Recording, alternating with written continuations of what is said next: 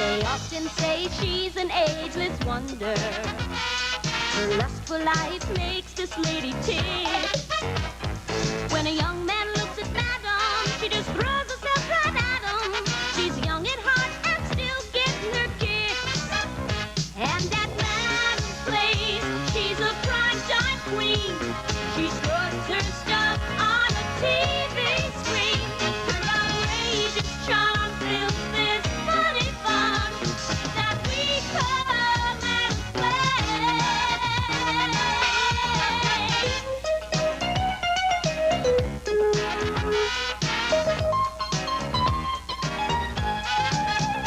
Here at Madam's place, she's the perfect host. She rocks the airwaves from coast to coast. Her outrageous charm fills this funny farm that we call Madam's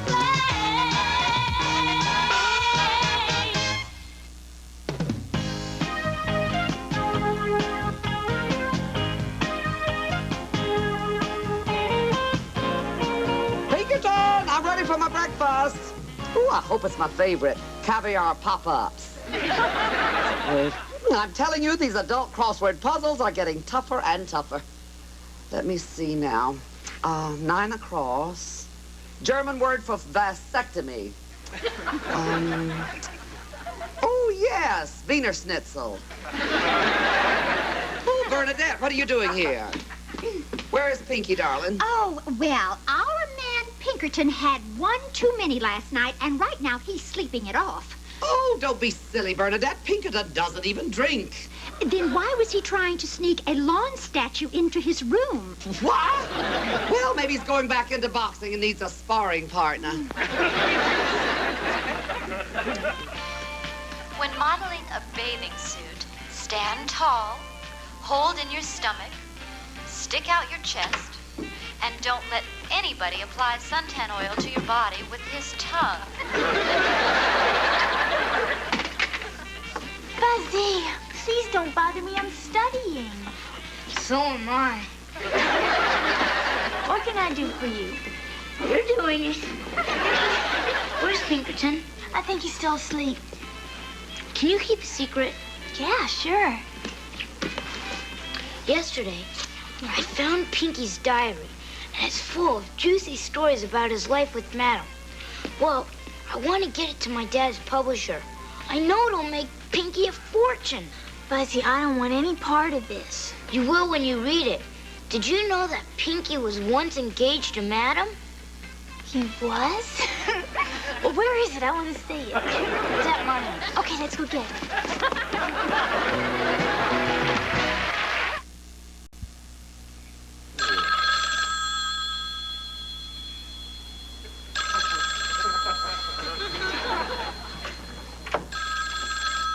Pinky, the phone. Pinky? Hello? They hung up.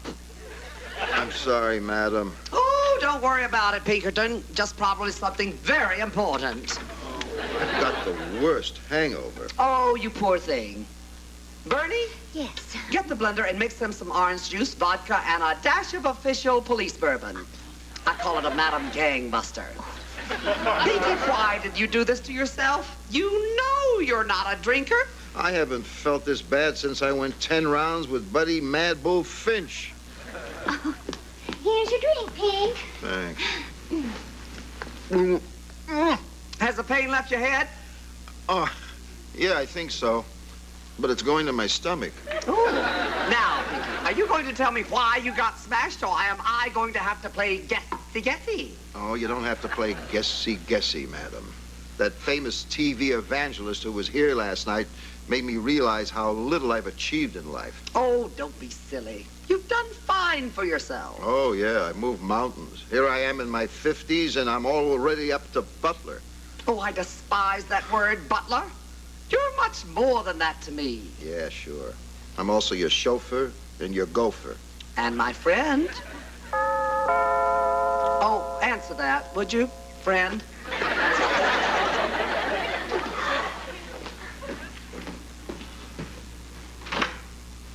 Oh, how do you do? Oh, Peggy, dear, it's so good to see you. Welcome. And you're right on time, too. Do come in. Oh, it's so good. You look wonderful. Oh, madam, this is Mrs. Peggy Gilbert, and she belongs to an organization called the Dixie Bells, a group of Southern women who have relocated. Oh. We'd love to have you as a member. Well, I'm afraid I wouldn't qualify as a member of the Dixie Bells. You see, I've never considered myself a relocated Southerner. Just another Southerner with a dislocated brain. Insanity runs in my family. Oh, Pinky. Would you care for some coffee? Yes. Oh, I wish I had a husband who served coffee to everyone. I'm not her husband. I'm her butler. Butler? You gave up on life at a young age, didn't you? To go make myself a double gangbuster. Now, you two girls have a nice time. I'm going to get dressed for my tennis lesson. Oh, no, you can't go. You see, Peggy came here today to audition for you. Oh, I am sorry, Mrs. Gilbert. My producer handles all the auditions for my show. Yeah, no. Don't you remember? We decided all this yesterday. You said you would be delighted to have Peggy come and play for you at the mansion. There's that word, delighted. You see, us stars, we use the word delighted at least 50 times a day, dear. You shouldn't take it so seriously. Well, I don't want to cause any trouble. Oh, no. No, you just stay right there. Don't you move an inch. Oh, Peggy, dear, I'm sorry. I didn't mean to be so forceful with you, darling. Just stay right there. Okay. Madam, a promise is a promise. All right. Well, sing your song, miss. And please hurry. I have a very busy, luxury-filled day. I don't sing, madam. I play the saxophone. The saxophone? Well, fine, whatever. Whew, I hope that the sax doesn't turn on her. Oh, God. Thank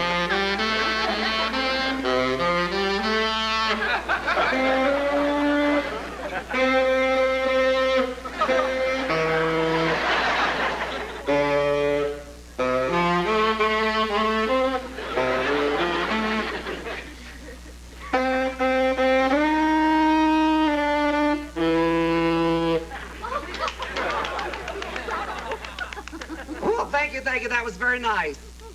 Don't call us, dear. We'll call you. I enjoyed it very much. Oh, thank you so much, Peggy. That was just wonderful. I'm so glad you could come. And please tell the girls hi for me. You look wonderful in pink, darling. Thank you so much, and we'll see you real soon. Thank you. Bye-bye. Oh, golly, she's so great. Well, what did you think? In one word? Yes. P-U-P. Can I put these down now? Yes, Pinky. You know what? She was a little bit nervous just then, but when she gets together with the rest of the Dixie Bells, well, they sound simply sensational. You mean she's not the only one that sounds like that? Oh, you've just got to have her on the show. No, Bernie. No.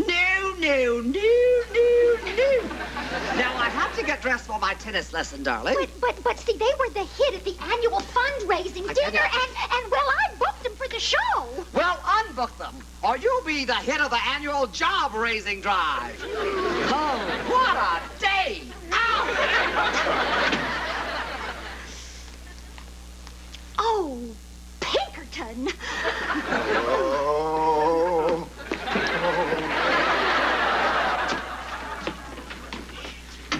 Look, if we're gonna do this, we better hurry up, because Auntie Madam's gonna be home from tennis soon.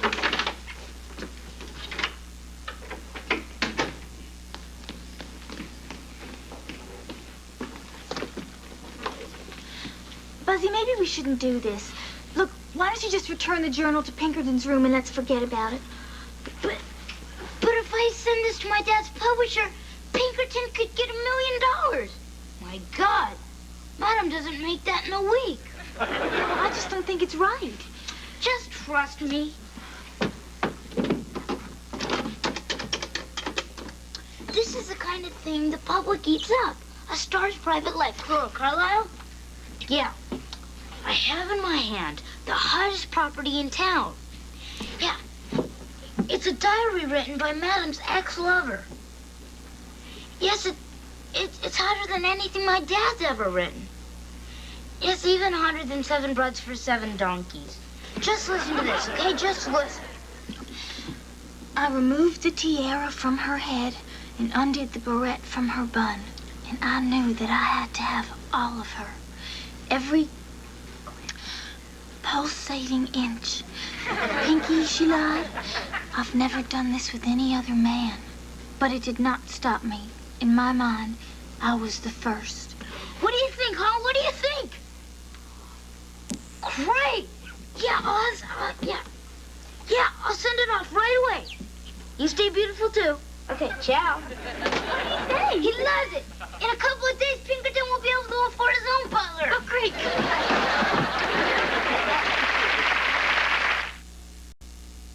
I seem to be just a little testier today than usual. Yes, I noticed. But why? Well, you see, I tried to unbook the Dixie Bells just as Madam had asked me to. And when I started to drop the bomb on Peggy Gilbert, well, she told me that they wanted Madam to be the national chairperson for their fundraising drive. Oh, that's a very prestigious honor. Yes. Why, wasn't Madam chairperson of that other charity last year? Yes.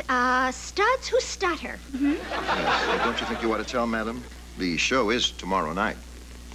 No, I don't. Well, why? Well, I know this sounds like a terrible thing to say, but I don't want to confront Madam face to face. I find it a very unsatisfactory experience. Bernadette! Yes. Did you book another act for tomorrow night's show in place of those noisy old women? I'll be right there, Madam. Oh, Pinkerton, could you mix me a Madam Gangbuster? I think I'm going to need a drink after I talk to her. Hi,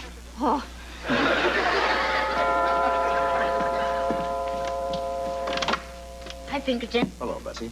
Got your mail. Sara Joy around? No, she's still sleeping. Come on in. Oh, no thanks. I gotta get home to watch Warner Nimoy's show. Today he's going in search of a busboy who doesn't jump out of his skin every time he hears the word immigration. Well, here's your mail. Have a good time with it, and I'll see you later, okay? Goodbye. Have a nice day. Oh, this is for me.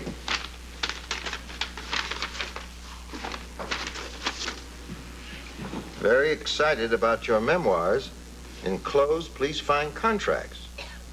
Official offer of $500,000 in advance.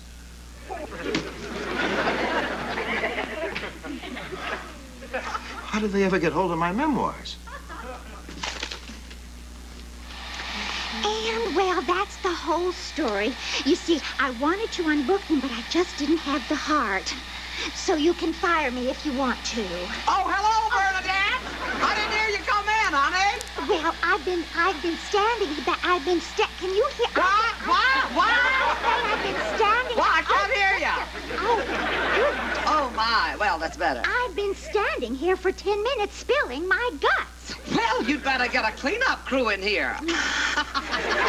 What'd you have to tell me, honey? Well, I wanted to apologize for not being able to unbook Peggy Gilbert and the Dixie Bells. Unbook them? Well, why would you want to do a thing like that? Look what's in the Hollywood Reporter. Oh, all right, let me see.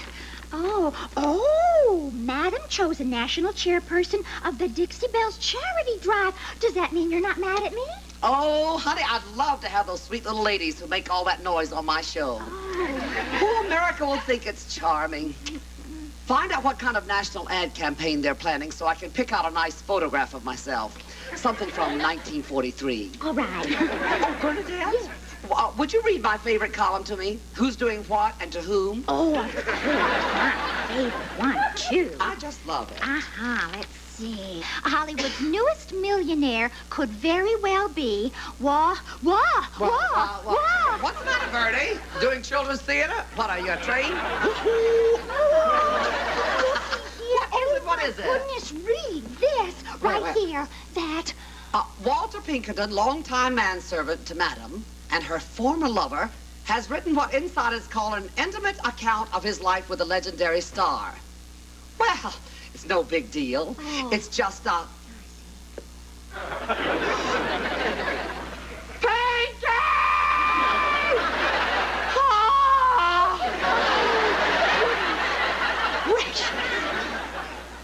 I don't know, madam. I've gone over every conceivable way it could have happened, and I still can't figure it out. Oh, maybe it happened that night I was with Eddie Bob Pate. Remember that night? You spent it with Jack Daniels. I heard. Don't remind me. I don't remember a thing. Well, what difference does it make anyway? Hand me that Kleenex.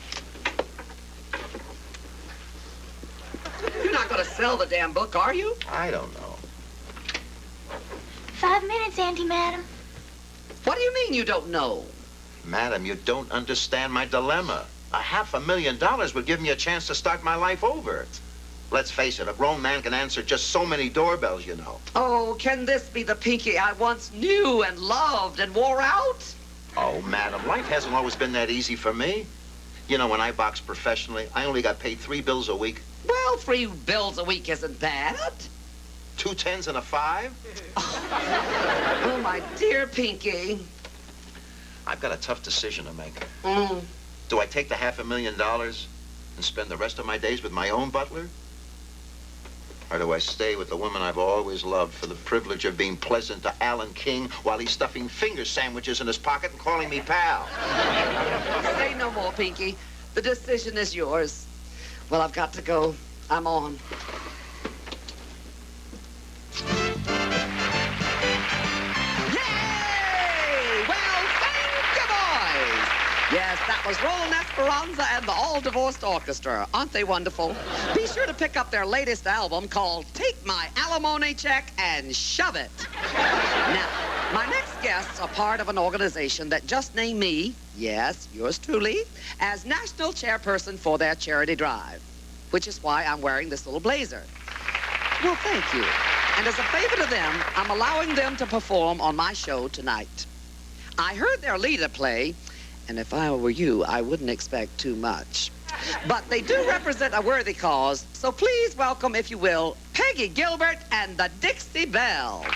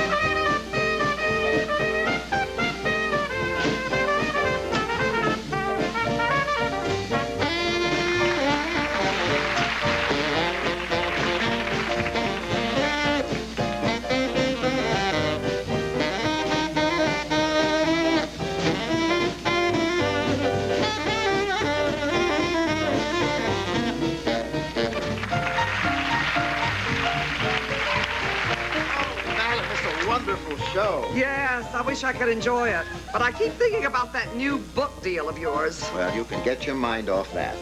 What? I decided not to sell my memoirs. Pinky, do you have a fever? Are you sick?